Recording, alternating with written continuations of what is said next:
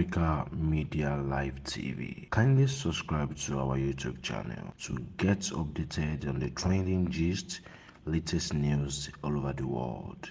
Like our page, subscribe, and share with friends. Thank you.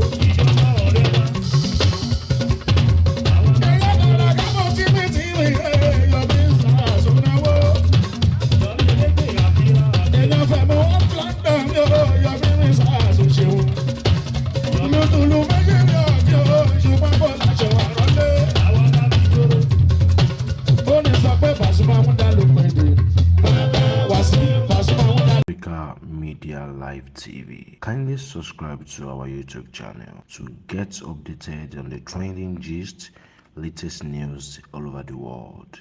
Like our page, subscribe, and share with friends. Thank you.